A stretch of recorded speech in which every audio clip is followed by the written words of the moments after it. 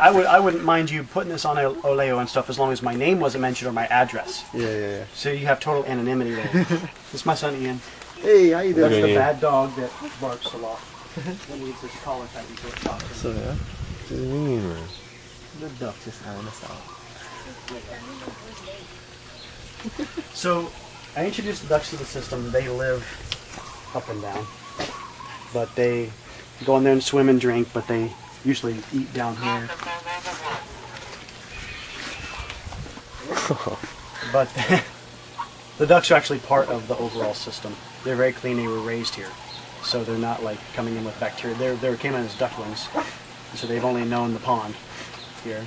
But any of their waste is integrated with the fish waste. So any of this stuff that gets in the water, it goes and is processed in the same manner in which the fish waste is processed. So the heart of the system is actually the biofilters. I'll show these to you.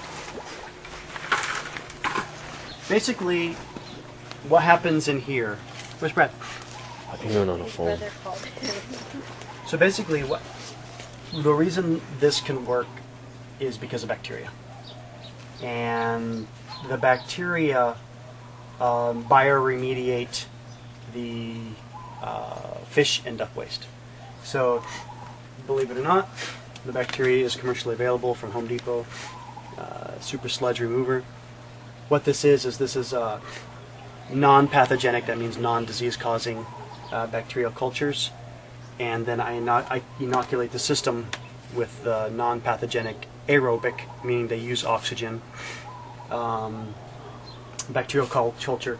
And inside these blue tubs, you have my media, which is basically consisting of black cinders, filled about 2/3 the way up inside the blue tubs. So we have two pumps, two high-efficiency permanent magnet pumps that live down at the bottom of the fish reservoir. So basically what happens is this. The fish eat the food. So I have commercially available everyday fish pellets. So I feed the fish and I feed the ducks. The ducks and the fish eat the same food, primarily because it's a low residue. So this is 40% protein, 15% fat, 12% carbohydrate. And they all eat the same stuff. And they'll swim up there. They all come in and they start eating the stuff. They all eat the same stuff. And the waste in the fish and the duck waste is nitrate precursors in the form of urea. And urea is bacterially decomposed into ammonia, which is bacterially decomposed into nitrite, which is then again another process of nitrate. Now ammonia and nitrite are toxic to life. So what happens is the fish excrete, the ducks excrete, immediately the pump picks up the water, takes it to the bioremediation biofilter system where the bacteria live. So in the top of the introductory portion, the water is introduced to the top of the barrel. The water percolates down through the matrix. The matrix made up of the black cinders provides pores for the bacteria to live. So the bacteria colonize the matrix. Then by the time the water gets down to the bottom, the bacteria have had a huge amount of time to process the ammonia and urea waste down into the nitrate. Nitrate is what's used by the plants. So it enables the plants to take waste which is not immediately absorbable, because the plant cannot absorb ammonia. The plant cannot absorb nitrite. It can only absorb nitrate.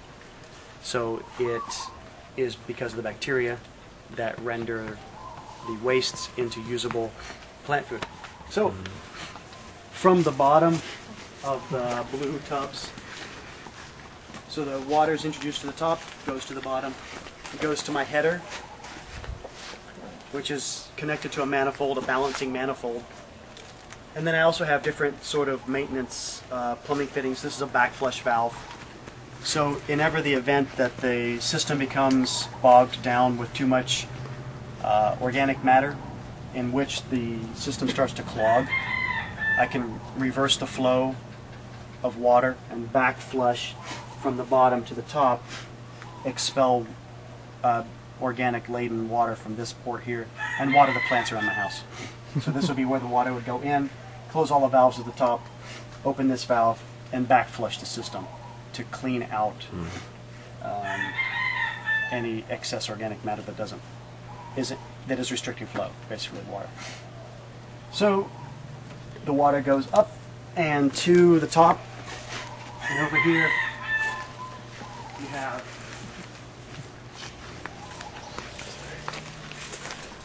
the water flowing here up to the top, and off of this manifold pipe you have takeoffs, which is basically a half-inch PVC pipe that feeds each grow bed. And I'll take you up top, and please be careful, watch your step, because there are spaces between the boards. So come on up.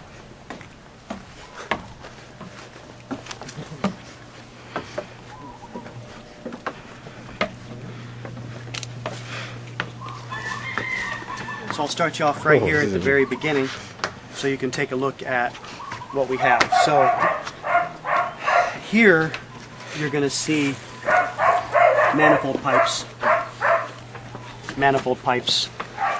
that are distributing the water to the grow bed. And these are called grow beds, or grow barrels, or pots, or whatever you want to call them.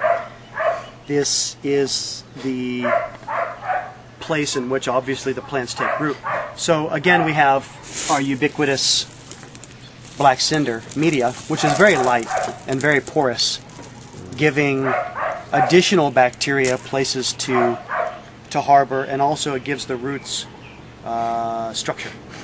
So because this particular aquaponic system is structured with media as opposed to just water like other hydroponic systems, you can grow anything here. You can grow potatoes if you wish. These are carrots here, and they're a root crop, but they can grow down inside the substrate. The substrate is the black cinders.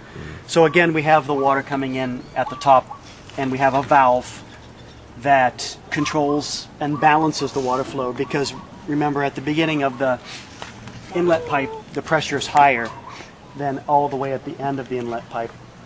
So I balance the valve opening to have an equal inlet of water, so to speak, exactly. So I happen to have free supplies from Kaiser, which has these white tubs. And I based this whole system on these white tubs, which were free to me. And I designed the whole structure to fit the white tubs.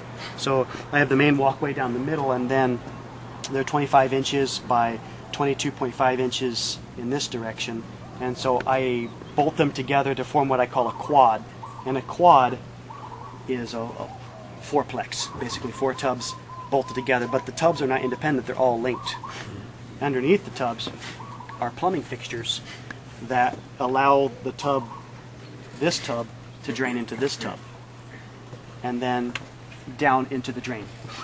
And then the drain runs from that side underneath back to this here. And this is actually the mechanical brain of the system. Now it's no moving parts, no computer control. It's all done by air pressure. So how it works is this. The typical aquaponic system is on an ebb and flow system. What ebb and flow means is that in order to maximize root aeration and nutrient uptake, the optimal method that has been proven by trial and error and by experiments is you fill up the tub from the bottom to the top. Once the water level reaches the top, it dumps it all at once. So what happens is this. Plants need carbon dioxide, they need oxygen from the atmosphere. The roots are what absorbs the oxygen. If you were to take plants and you stick them completely flooded, the plant would die because the oxygen absorbing roots are suffocated. But if you were to restrict the amount of nutrient flow over the roots, the plant would die because it's only able to absorb a small amount of water from the bottom of the pot. But by filling the pots and dumping them repeatedly over a course 50 or 60 times in a 24-hour period, the roots are drenched and then quenched, drenched and then drained, and it allows those roots to be exposed to a flood of fresh nutrients. Now remember, this is 4,000 gallons down here, so those nutrients are dissipated in a large amount of liquid. So in order for the roots to absorb the maximum quantity of a relatively limited nutrient source, the more times you can drench them and dump them, drench them and dump them, the more uptake they're able to achieve. Because unlike supplemented hydroponic systems, I'm not adding at this time any supplemental nitrate based. I will add supplemental iron because the fish excrete no iron. So to the water I'll add what's called chelated iron, which is a completely organic source of water soluble iron that allows the plants to absorb that. That is the one nutrient that is completely void in a typical aquaponic system. So if you take a look at this stuff over here, you'll see the water level coming up. So I'll excavate out this corner and you'll see that the top of the rocks basically looks dry, but we see that the water level is coming up, and as soon as this water level reaches about 1.5 inches from the top, the water rushes forward to this device right here. And this is called a bell chamber or bell housing, and basically it is a device in which this tube here continues up into this PVC T-fitting at the designated level in which I want the water to stay. So the water, because these are all plumbed together in the same drain, the water flows down the drain to right here, and because this is a trapped airspace right here, air has to get out, because if the water drain, the drain is filling from the bottom, in which it is doing, the water comes from the bottom. If there's no way for the air to get out, this enclosed space, the water level will basically flood out. So what I have here is a check valve, and this is a medical surplus check valve. Very sensitive. It allows the air to escape, which allows the water level to rise. As the water level rises in this chamber, as the tub fills, the water level inside this tub, as you can see, it's getting high, it is rising. The water level inside this chamber is rising. As soon as the water level gets to the point at which it can start to exit the tube, so this tube goes through this connector up into this connector, and it's about right there. I could actually take the lid off this thing. I'd actually take a pair of pliers and a hammer to pop the lid off of it. But you could see that the water is starting to rush down into the down tube. As the water starts to rush down into the down tube, this is your down tube. The water is rushing down inside of the down tube. It starts to close off the surface area and creates a Venturi effect. And a Venturi effect is a vacuum. Basically, the water is rushing down. It creates a restricted orifice area, which creates a vacuum, which causes the vacuum pulls more water from the tub. As the vacuum increases greater and greater, the water cannot resist it and flows completely, closing the orifice completely off and starting a siphon. So this whole tube will fill up with a downrush of water dumping the system. So what you'll see is you'll start to see bubbles. In fact, this one is flowing right now. You can hear the water flowing inside this system. I don't know if you can hear it, but you can feel it. Put your hand on it, you can feel the water rushing. Feel the water rushing? Feel that vibration? Mm-hmm. Yeah, that's the water rushing down. And this system is getting ready to dump.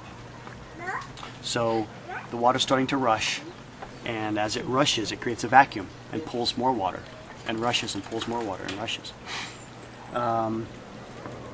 And then what happens is, whoosh, you'll start to see a lot of bubbles coming out of the drain spout down there, and it'll dump the tubs, and that will be the cycle.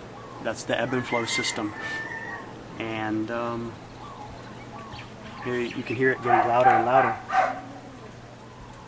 And this one will be dumping soon. So what I have growing is your everyday standard vegetables, and there's no restrictions on what you can grow. If you're growing beans or whatnot, you have to provide some sort of infrastructure for them to grow up or down. So what I did was I made this elevated for several reasons. The first reason is space. I wanted to do an experiment in which I grow the most amount of food in the least amount of space. So the way to do that is to stack it. So I stacked it. So the pond is on the bottom and the grow bed area is on the top, which is facing south. That's south. So the greater dimension is facing south. It gets full exposure of sun from 7 a.m. on to about right now. And so my tomatoes and vining plants can grow over the edge. That's 10 feet down. And then tomorrow or the day after, I'm going to add fencing across the back. So my tomatoes and my vining cucumbers can grow up the fence in the back. So it's a double L shape, so it's down, across, and down. That shape gives you the maximum amount of grow bed area. So the vegetables in the middle are non-vining. So I have carrots.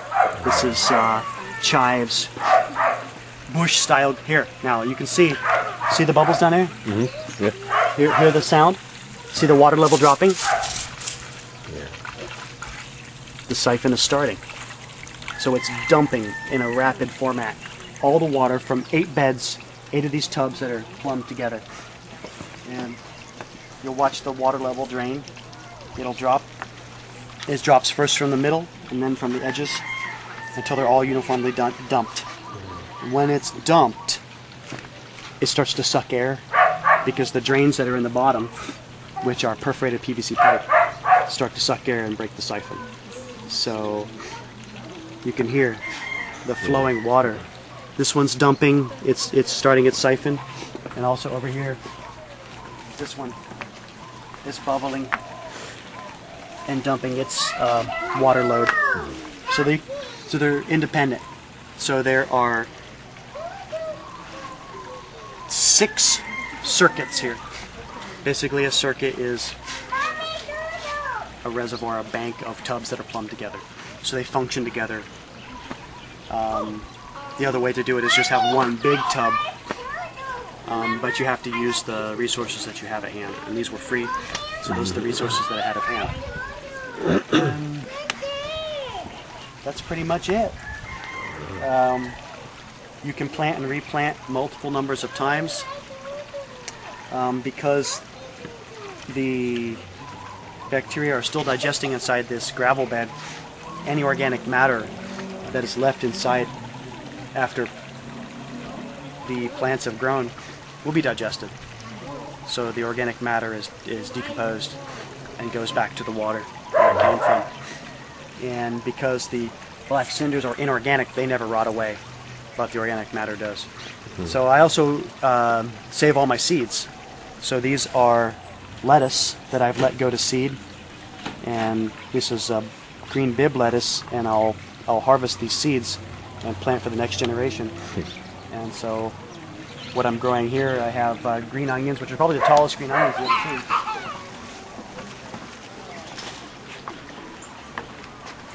This is green onion here, about 3 feet tall. And I have That's okra. huge.